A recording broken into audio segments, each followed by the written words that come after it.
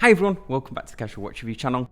So we've got something pretty interesting to show you today. I've just had a lot of fun with building this watch. I was sent a kit from DIY Watch Club.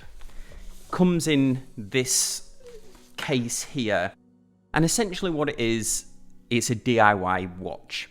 You pick the watch that you want to make. In this case, I picked a diver. There's multiple different options for bezel. They also have a more dress watch. I went with the diver. They kindly sent me this kit to do a review, and it's been a lot of fun. What I'll do during the course of this review is I'll splice in some of the footage of me actually making the watch. I was struggling back and forth whether I should make a tutorial video of this, but it ended up taking me probably about an hour to do the watch, so I didn't want to subject you to an hour of me just talking through building the watch. But if anyone's interested in me making a tutorial video of how I went through it, then just let me know. But I'm not a professional watchmaker. This was the first time that I've ever built a watch from scratch. I have put hands and things like that on a watch. And this is why this was a lot of fun, I have to say.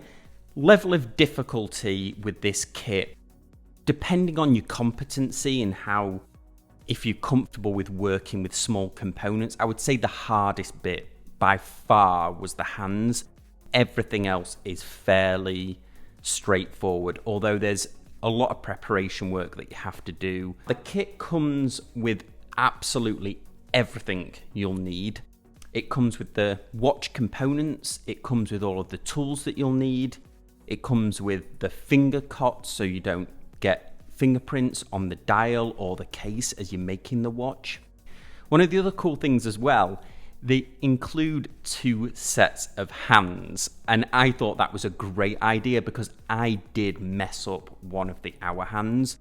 Getting the hands on is the trickiest part. When you receive the kit, it comes in this case, and as you can see, you've got all the components in here in these little cardboard boxes.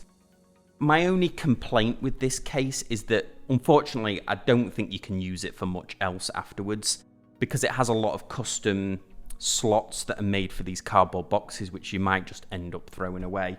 So that's a bit of a shame. It might have been fine in just a cardboard box with the cutouts, but that's my only little grumble. The quality of the tools was decent for a kit of this size. You're not getting watchmaker graded screwdrivers or things like that. They cost in the many hundreds to get a true watchmaker's screwdriver kits and things like this. This is about the level of the amateur watchmaking toolkits that you can easily find on Amazon.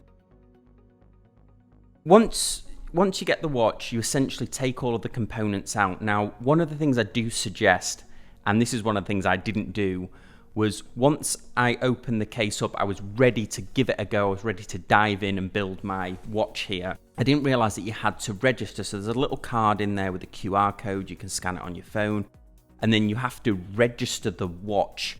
This took a while, and it was a shame because I was like really gung-ho, and I was like, oh, I've got to register, and then you had to wait for the email to come through. It was a little minor annoyance, to be honest, but you can easily do it ahead of time. So I just give yourself 10 to 15 minutes to register on that. There is a lot of videos on there as well, and this is how the instructions work. So these are the instructions for building the watch are in video tutorials on the DIY Watch Club website, and they've done a good job of the production here. Even though I think this is a Hong Kong based company, all of the videos are presented by English speakers. In fact, I think the guy is actually English like me, and they're fairly straightforward. There's a lot of nice close-ups and things like that in there. And when it gets to the hands, which as I mentioned before are the trickiest part, they've done 2 videos because getting the second hand on it really takes some patience. And I would say the overall quality of the components, it impressed me.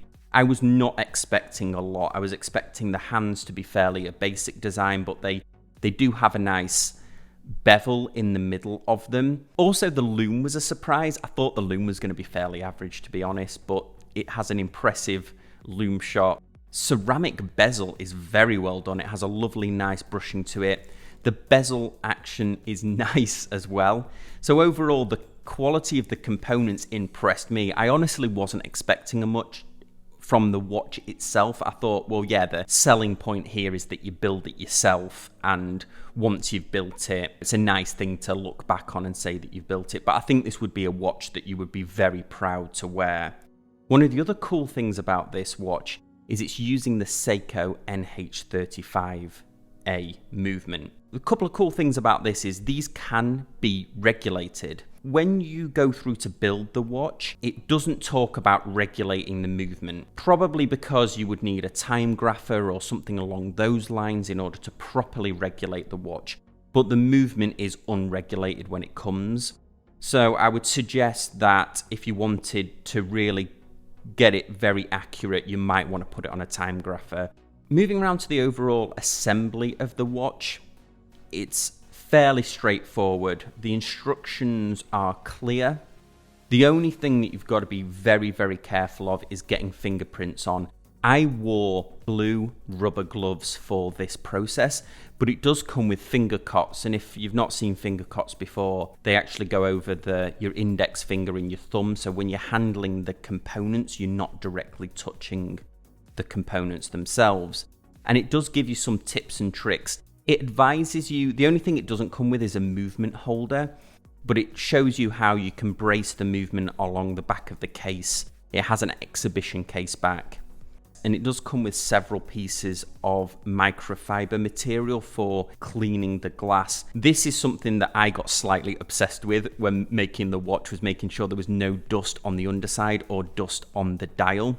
Also comes with a loop, and I would highly recommend that you use the loop just to really check, because there's nothing more annoying than getting a speck of dust underneath the dial. I'm not sure about the water resistance, so it does have a 200 meter water resistance, this watch, but without being able to properly test it, also it didn't come with any silicone grease, although it did come with the gaskets in there. So I'm not confident that it would have 200 meters water resistance. It has a screw down crown, but as you're making it yourself and it's not being made in a proper watch technician's lab, I would say that the water resistance is questionable.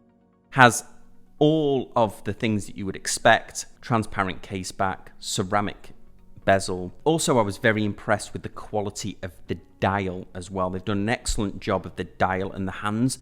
The hands aren't to my personal taste.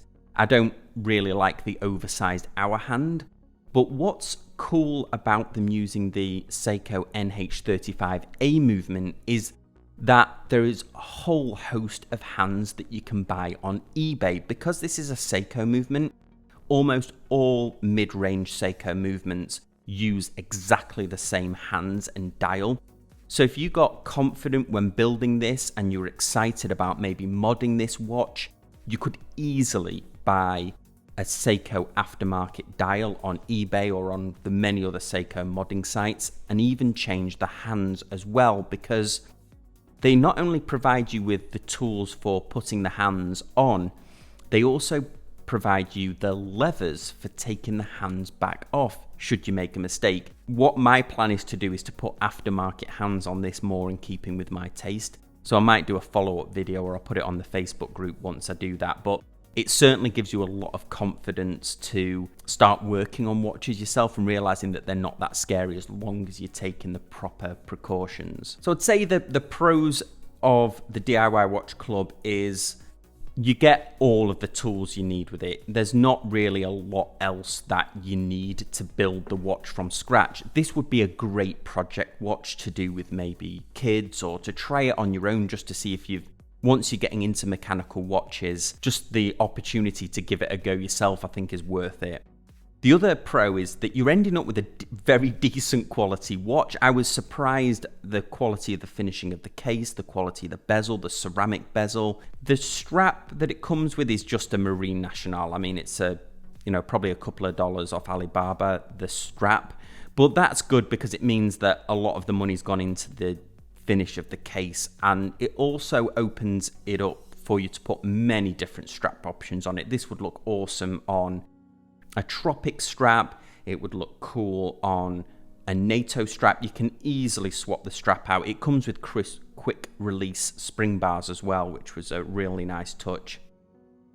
And obviously then the other pro is The other pro is that you've got all the tools then that you need for modifying this watch, for looking at watches in the future, nice medium quality tools, tweezers and things like that you can use going forward. So moving to the cons now of this, or a couple of things to be wary of. The hands are extremely fiddly to get on. They take a lot of patience. I can't think of an easier way that they could have made putting the hands on.